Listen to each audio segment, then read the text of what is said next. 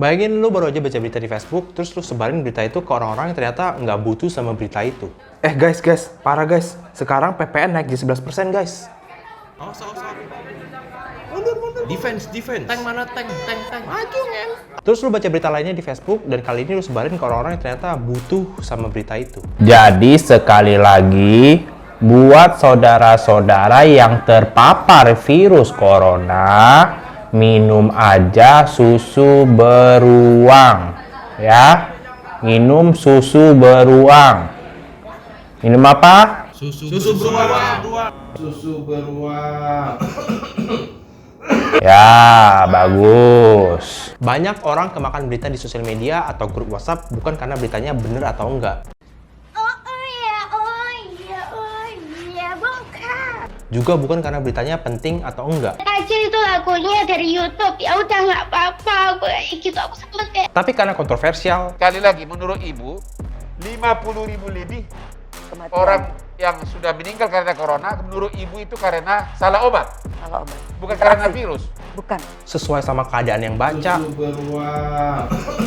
bikin emosi, ketakutan, banyak yang omongin, menuai anarki, atau singkatnya karena viral dan seru. Anak saya mah benar-benar cantik, badan juga bagus. Orang-orang yang ikut nyebarin mungkin dengan gampangnya nambahin tulisan just share. Share this to your lovely family. Sharing for caring. Tapi berita asal viral dan asal seru kayak gini bisa jadi pedang yang bisa ngabisin hidup orang lain.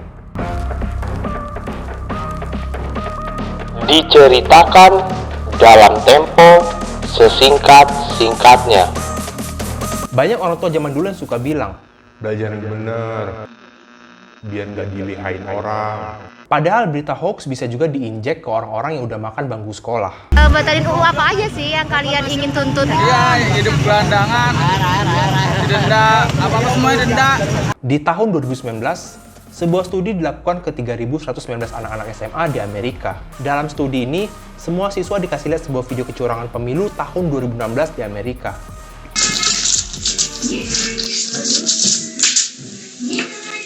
Dan kemudian, setiap siswa disuruh nebak berita ini hoax atau benar. Jawabannya adalah hoax, tapi yang mengejutkan adalah hasil dari penelitian ini. 52% menjawab ini berita benar. 25% menjawab ini berita hoax, tapi nggak bisa ngebuktiin tahu dari mana kalau berita ini hoax. Dan cuma 3 orang yang berhasil ngebuktiin kalau berita ini hoax. Mari kita bedah pelan-pelan. 3 anak dari 3.119 anak itu sama aja 0,00096% di tahun 2019. Sama anak-anak milenial. Anyway, video ini bukan dibikin sama 3 peneliti ini, tapi diambil langsung dari postingan Facebook pas zaman pemilu tahun 2016 di Amerika. Jadi bisa dibayangin, kalau di tahun 2019 saja masih ada lebih dari 50% orang yang ketipu sama video ini, terus gimana chaosnya Amerika pas tahun 2016 gara-gara video ini? Di Indonesia sendiri berita hoax udah pasti ada tiap tahunnya. Masih ingat sama orang ini? Atau ABG ini?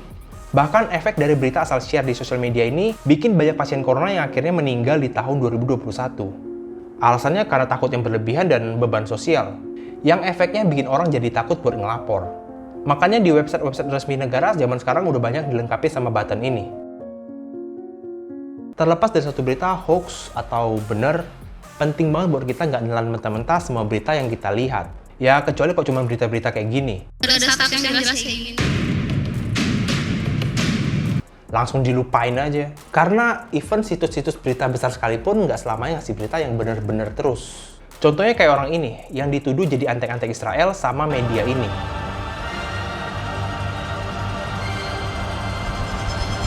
Ya, gue sebenarnya juga nggak peduli sih siapa yang benar. So, next time kalau lu baca berita yang kira-kira penting buat hidup lu, yang harus lakukan adalah just wait. Karena masih banyak orang yang nggak sadar kalau di dunia sosial media itu ada yang namanya buzzer.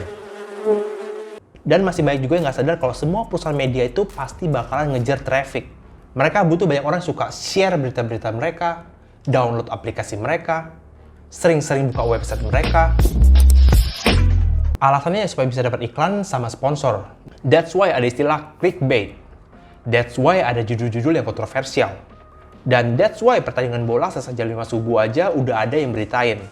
Lengkap nggak lengkap, yang penting posting dulu aja. Dan buat yang pengen viral, Here's some quotes just for you. 1. Be interesting. Just don't be goddamn boring. 2. Be privileged. Have enough money in the bank to focus on content creation. And 3. Be consistent. When I got my first ever viral video, I made 270 videos that failed. Moral of the story. Media sosial zaman sekarang udah jadi ladang duit buat sebagian orang. Dan banyak influencer-influencer yang kadang-kadang nggak peduli kalau beberapa postingan mereka bisa berefek buruk buat banyak orang. Ada yang bangkrut, ada yang bunuh diri, depresi, atau chaos cuman gara-gara postingan mereka. Kita sebagai orang-orang yang hidup di zaman serba konten, mungkin nggak bisa ngendaliin hal-hal eksternal kayak gitu. Tapi yang perlu diingat, kita bisa ngendaliin hal-hal internal dalam diri kita. Seleksi semua informasi yang kita terima. Jangan asal telan, karena sekarang zamannya konten, bukan zamannya makan sosis.